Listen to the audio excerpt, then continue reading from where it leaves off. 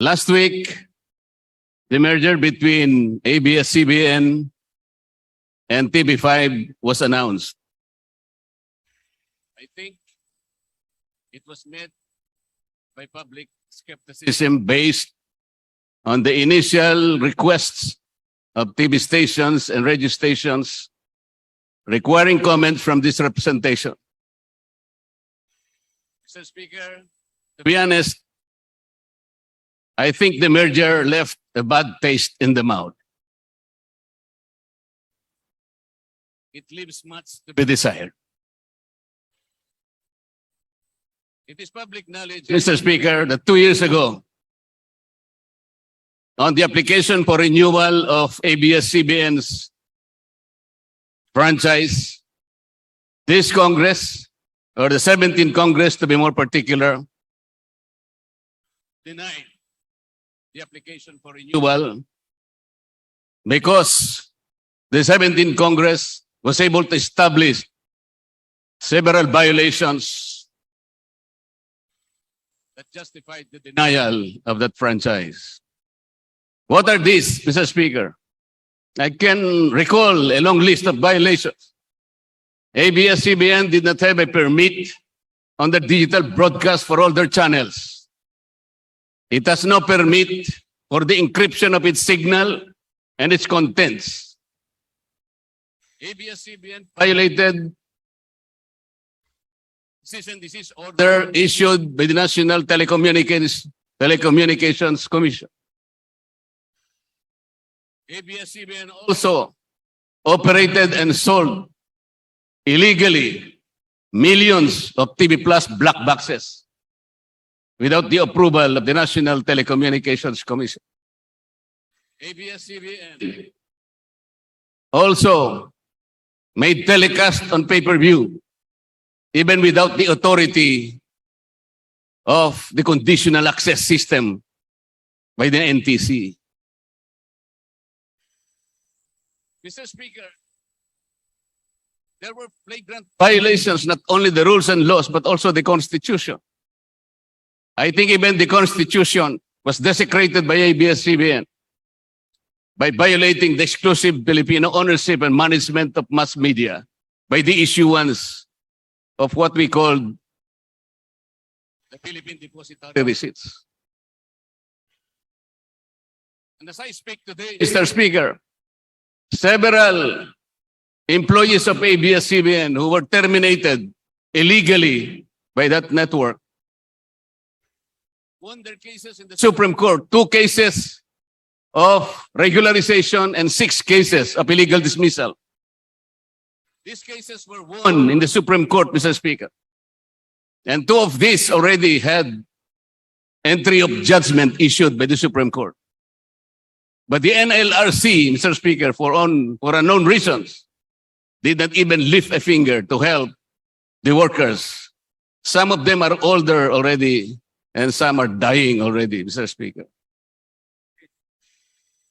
I can probably blame the concerned agencies of government who did not act on these violations. For example, the BIR promised at that time that they will look into those allegations of non-payment of taxes, of correct taxes, by employing a dubious subsidiary called Big Dipper to operate like a tax shield in order to evade the payment of rightful taxes, billions of taxes due to the government, Mr. Speaker. There is a subsisting memorandum order of NTC, Mr. Speaker, that a franchise grantee should not enter into commercial agreements in which the NTC has jurisdiction with those companies or parties that have obligations to the national government or the national government. It is my humble submission, Your Honor, Sir Speaker, that these violations, oh, by the way, Mr. Speaker, this representation calculated the administrative penalties that should be paid by ABS-CBN to the government. And my calculations totaled 1.6 trillion pesos. If this can be considered as obligations to the national government, then the NTC order, again, should be applied. Ang problema kasi, Mr. Speaker, this concerns agencies, NTC, the BIR, although it promised to look into the allegations of these tax evasion schemes, did not bother. They lacked the vigilance. They did not summon the agency or even the sense of duty required by the respective offices. And by every measure, Mr. Speaker, I think even TV5 has some obligations in this deal. With the substantial purchase, Mr. Speaker, of the outstanding stocks of Abs-Cbn, I believe Section 10 of the franchise of TV5 was violated because the rights and obligations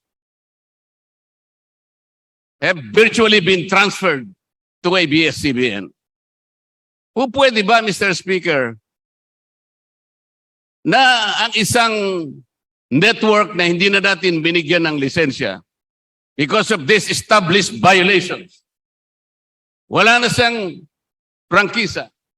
Pwede ba siyang sumakay ng ganun-ganun lang without settling the obligations to the country, to the government? Is it possible that something that cannot be achieved or obtained directly can be obtained indirectly? I think this is a basic dictum in law, Mr. Speaker. We cannot do that. Section 10 of the franchise of TV5 also prohibits merger with other entities without prior approval of Congress.